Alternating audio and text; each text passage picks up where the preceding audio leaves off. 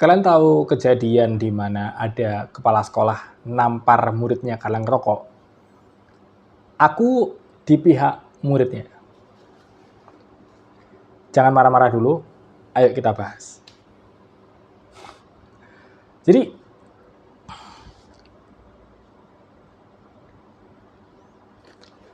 pertama-tama singkat kasusnya kan ada murid ngerokok, terus sama capseknya ditampar. Nah, aku ngerasa kegiatan nampar ini, ya, itu nggak efektif untuk mendisiplinkan muridnya, menurutku ya. Kita bahas satu-satu. Pertama, aku kan jurusan pendidikan. Jadi aku ngerti yang namanya reward and punishment. Reward and punishment itu uh, kita ngambilnya dari teorinya B.F. Skinner. Dia punya satu eksperimen yang menarik sekali. Jadi kayak ada burung gitu ya, ditaruh di sebuah kotak, terus kita kasih makanan secara random. Burung itu akan mengasosiasikan gerakannya dengan makanan yang kita kasih. Jadi kalau misalnya dia merasa, oh kalau aku begini-begini nanti aku akan dikasih makanan ya, dia akan begini-begini terus nih. Inti dari pendapatnya Skinner adalah behavior yang dikasih reward itu akan diteruskan, akan diulang-ulang lagi. Behavior yang dikasih punishment, misalnya kayak hewan dikasih apa terus disetrum gitu, hewan tuh nggak akan lakuin itu lagi. Manusia juga sama. Jadi kalau manusia dikasih hukuman, manusia nggak akan lakuin itu lagi. Sebenarnya itu sangat selaras dengan pendapat Jonathan Haidt di The Righteous Mind. Ini kan buku ngomongin moralitas dan kenapa manusia itu berbuat seperti itu gitu. Apa yang baik buat manusia dan kenapa manusia mudah marah sama sesamanya. Di sini itu dibahas juga tentang Glaukon. Glaukon itu filsuf Yunani yang dia percaya bahwa manusia itu kalau nggak dihukum, dia nggak akan tahu dia salah dan dia akan terus melakukan hal yang salah tadi. Dia ngasih perumpamaan cincin Geiges gitu. Jadi kalau misalnya kita ada invisible ring gitu ya, kayak Lord of the Ring gitu, orang akan jadi mesum, akan merampok, akan mencuri karena nggak ada orang yang bisa menghukum dia. Itu kan sebenarnya sejalan juga sama yang namanya Broken Windows Theory. Nah, kita akan bahas Broken Windows Theory dari bukunya Rutger Bregman. Aku sudah pernah bikin nandain apa sih tentang buku ini, jadi kalian lihat aja lagi. Tapi aku ulang lagi coba tentang Broken Windows Theory. Broken Windows Theory itu intinya ketika suatu lingkungan itu kumuh, ya, lingkungan itu tidak diurus dengan baik, maka kriminalitas akan terjadi di situ. Karena orang ngerasa, oh lingkungan ini dibiarin, gak ada yang jaga, jadi kita bebas lakuin apa aja di sini. Sesimpel buktinya kayak kalau misalnya kalian lihat ada sebuah jalan terus banyak orang lawan arah, ya orang kan terus ngelawan arah terus di situ karena nggak ada polisi yang nilang. Nah, di sini sebenarnya contoh-contoh sehari-hari kita itu ngelihat ngasih tunjuk bahwa kayaknya emang punishment tuh dibutuhkan deh supaya orang tuh disiplin. Nah, aku di video ini akan ngebantah bahwa punishment itu bisa mendisiplinkan siswa. Kita bahas pelan-pelan. Balik ke Humankind. Ini kalau kalian ngabisin serialku di Humankind, nah, kalian akan ngerti cerita-cerita ini. Pertama, dari Broken Windows Theory dulu. Broken Windows Theory itu ada flow-nya.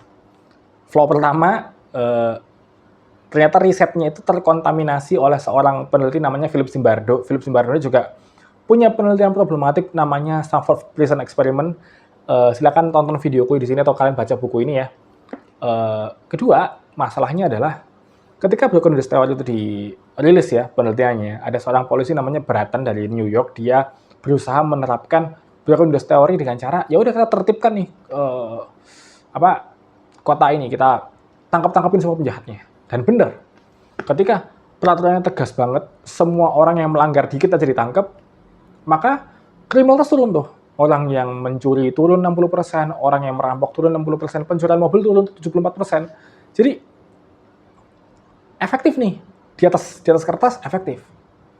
Nah tapi pada praktiknya, seperti yang aku bilang, polisi New York itu menganggap tugasnya itu hanya di angka saja, sehingga mereka ya udah nangkepin orang-orang tanpa alasan yang jelas. Nah ini kan udah masuk ke persekusi. Jadi kalian tahu nggak apa sih yang sudah kita lakukan yang kita anggap orang itu sebagai angka statistik aja, tapi tidak menjalankan tugas kita secara humanis? Ya MBG salah satunya. MBG kalau kita lihat di atas kertas itu cuma 0,00017% yang keracunan. dari semua penerima MBG. Tapi kan kalau kita lihat nih datanya, yang keracunan di MBG itu ribuan orang dan banyak anak-anak sampai kejang-kejang. Artinya kan ini berbahaya sebenarnya program ini, harus dievaluasi. Tapi kalau misalnya di atas kertas aja nih, 99% berhasil, nggak keracunan. Seakan-akan nggak ada masalah sama program ini. Jadi kalau Pak Prabowo merasa programku baik-baik saja, ya dia memang punya alasan untuk merasa seperti itu. Datanya bilang seperti itu kok. Nah, akhirnya kan kita tahu ya bahwa sebenarnya peraturan yang keras itu pun bisa jadi tidak humanis. Karena ya kita balik lagi ngelihat semuanya dari segi angka. Lalu apa yang bisa kita lakukan? Di sini ada contoh namanya penjara Bastoy di Norwegia. Penjara ini itu sangat-sangat humanis. Mereka tidak ada leveling ya antara sipir dan juga penjahatnya, narapidananya. Kalau Stanford Prison Experiment kan mahasiswa nih dijadiin sipir sama tahanan gitu kan. Terus ini sipirnya lebih tinggi daripada tahanannya gitu statusnya. Di Norwegia penjaranya itu setara. Jadi sipir sama narapidananya kayak temen di penjaranya itu. Alhasil ya, mereka juga penjahat di situ, narapidan di situ nggak dilarang berlebihan, nggak dikasih peraturan yang gimana-gimana. Bahkan mereka tuh boleh bekerja ya, kayak melakukan chores-nya mereka itu menggunakan gergaji, pisau, yang mana kan ini alat-alat yang bisa buat ngebunuh orang, menyakiti orang, tapi dikasih aja. Oh, tapi mungkin narapidan di sana tuh nggak berbahaya loh. Di sana tuh pembunuh, pelaku kekerasan seksual, mereka juga perampok, banyak yang berbahaya di situ. Banyak orang-orang yang kita label berbahaya di masyarakat yang masuk ke situ. Tapi ketika mereka keluar dari penjara ini, tingkat residivismenya atau tingkat orang keluar terus balik ke penjara lagi itu cuma 50%. Dan ini relatif lebih rendah daripada negara-negara yang lain. Terus orang yang udah lulus dari penjara ini, 40% dari mereka dapat kerjaan. Jadi penjaranya benar-benar bisa memperbaiki behavior orang. Hebatnya lagi, di penjara ini 60% sipirnya perempuan. 60% atau 40% gitu. Tapi ya, itu kan cukup banyak ya. Kayak kurang lebih setengahnya itu perempuan. Dimana mungkin kita sekarang di Indonesia, mungkin kita ngelihat ya, yang ngurusin penjara mostly laki-laki. Dan dianggap kan laki-laki lebih kuat, lebih tegas, dan lebih menakutkan untuk menjadi sipir kan. Kita akan kaget kalau ada, kayak, mungkin kita akan curiga kayak, kalau misalnya ada orang kayak, kamu cewek tapi sipir penjara, bisa, kamu emang kuat gitu nggak sih? Tapi itu yang jadi Norwegia.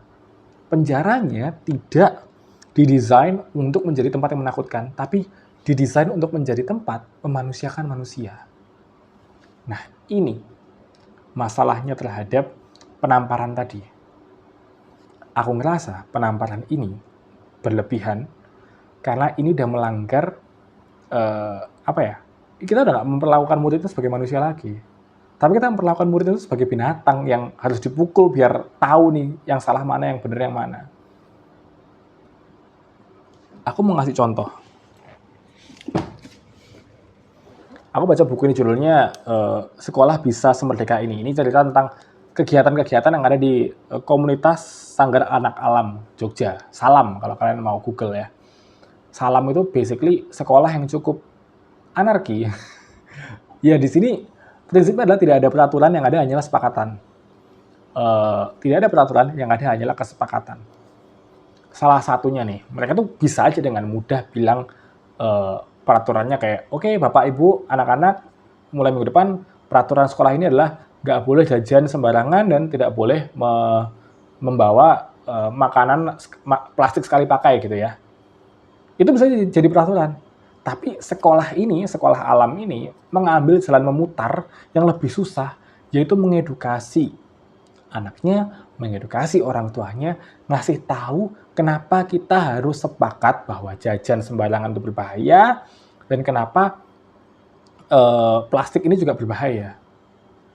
Dan itu sosialisasinya lama. Nggak sehari, 2 hari selesai. Itu diulang terus pesannya sampai pelan-pelan mereka punya kesepakatan itu bahwa Di sini, di sekolah alam ini, kita semua makannya sehat, dan kita tidak membawa sampah plastik sama sekali. Dan kita sama sekali, dan bahkan akhirnya ada orang tua yang saling menegur orang tua lain, kayak, ya kan kita udah sepakat gini ya. Nah, kalau salam bisa, kenapa sekolah lain nggak bisa? Ya karena tadi, kita maunya efektif, kita maunya cepat. Yang cepat belum tentu benar. Yang cepat belum tentu yang paling efektif. Aku ngerasa itu terjadi juga waktu aku di SD dulu. Aku sampai sekarang punya kebiasaan nggak mau buang sampah sembarangan. Di SD dulu, sebenarnya nggak ada peraturan yang gimana-gimana. Nggak ada peraturan yang, hey, kalian kalau misalnya buang sampah nanti, buang sampah sembarangan nanti akan dipanggil sama kepala sekolah gitu. Nggak ada. Tapi, di kelas, itu gurunya benar-benar menyampaikan apa sih bahayanya kita buang sampah sembarangan. Sekecil bungkus permen, itu kalau numpuk banyak, itu bisa bikin banjir. Udah, sesimpel itu ngestak di kepala aku sampai hari ini. Jadi aku kalau misalnya punya sampah, ya aku kantongin dulu, aku cari tempat sampah. Aku bisa resah kalau aku nggak nemuin tempat sampah. Aku nggak bisa ninggalin sampah di jalan gitu, nggak bisa. Bener-bener harus nyari tempat sampah. Karena apa? Ya karena aku tahu kenapa aku nggak boleh ngelakuin ini. Dan ini yang harusnya dikasih tahu ke anak-anak. Entah itu peraturannya merokok, rambut gondrong, seragam. Pertama-tama mereka tuh harus diajarkan kenapa mereka nggak boleh ngerokok. Mereka harus bisa sepakat bahwa merokok itu nggak baik. Sehingga nanti mereka nggak perlu lagi diatur di sekolah nggak boleh ngerokok. Karena kalau kamu atur di sekolah nggak boleh ngerokok, mereka akan ngerokoknya nanti pulang sekolah. Copot baju, copot seragam, ngerokok di warung. Apakah itu artinya pendidikan kalian berhasil? Enggak. Mereka cuma avoiding the consequences. Mereka kan cuma nemuin cara lain untuk melakukan kenakalan mereka. Tapi kalau kalian mau anaknya nggak ngerokok, ya kasih tahu kenapa anaknya nggak boleh ngerokok. Ini yang menurutku gagal. Nggak cuma di sekolah yang bermasalah, tapi di kebanyakan sekolah di Indonesia. Murid-murid cuma dikasih tahu peraturannya apa, tapi nggak dikasih kesepakatan kenapa sih peraturan ini ada. Tapi, ya, di menit ini, ketika aku ngomong kayak gini, dan argumenku udah selesai sampai di sini, pasti ada aja guru sekolah atau kaum pendidik atau orang tua yang ngerasa bahwa, alah masa ditahu apa? Ngajar dulu masih sekolah, mas. Rasain ngasih tahu anak-anak yang ini. Setuju? Yang aku ngomongin dari awal sampai sekarang adalah kondisi dunia ideal. Gimana? Kita nih bisa kok ngasih pengertian ke anak. Aku nggak akan ngeyel, kita harus kayak gini. Karena lagi-lagi, aku tahu memberikan punishment adalah cara tercepat untuk mendapatkan hasil yang kalian mau. Dan itu mungkin efektif. Di dunia ideal, yang aku bayangkan, itu kita semua terlibat untuk mendidik anak. Karena itu juga keluhannya kita sama dunia digital gitu. Dunia digital ini terjadi, anak-anak kita jadi chaos karena kita tidak bersatu nih sebagai komunitas sekolah, komunitas orang tua, komunitas masyarakat, pemerintah, nggak bersatu untuk mendidik anak-anak kita. Kita jalan sendiri-sendiri nih. Andaikan dunia ideal itu ada ya, maka pemerintah hadir di hal-hal terkecil ini. Sesimpel kayak, kalau misalnya pemerintah bikin regulasi supaya orang itu kalau gajian ya minimal, dia bisa menghidupi dirinya, istrinya, dan 2 anaknya, maka orang tua mungkin nggak perlu dua-duanya bekerja dan orang tua bisa hadir untuk mengedukasi anaknya di rumah. Di dunia ideal, guru digaji layak, sehingga guru itu punya energi yang cukup untuk bisa berdialog sama anaknya. Di dunia ideal, anak itu punya waktu yang cukup untuk bermain, sehingga dia pulang sekolah tuh bisa bermain, nggak perlu les lagi, dan nggak perlu mempersiapkan diri untuk tes ujian masuk kampus yang tiap tahun singkatannya beda-beda, entah itu UN, TKA, SNBT, SBM, PLN. Anak di dunia ideal ya, anak diurus oleh guru, orang tua, negara, tetangga, dan teman-temannya. Dunia ideal. Pertanyaannya, kita mau nggak mewujudkan dunia ideal itu? Pelan-pelan aja. Dari mana mulainya? Ya, dari nggak melakukan kekerasan ke anak.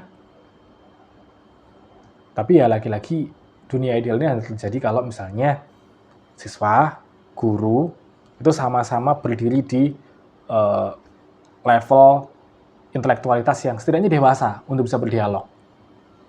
Guru bisa menjawab pertanyaan anak, dan anak bisa bertanya dengan baik ke gurunya, kalau mereka bisa berdialog. Tapi kalau emang nggak bisa dialog, kalau emang mau memperlakukan anak kayak hewan, ya, kalau emang percayanya bahwa emang anak harus dididik kayak hewan aja gitu, ya udah dipukulin aja. Itu yang terbukti berhasil di sirkus hewan.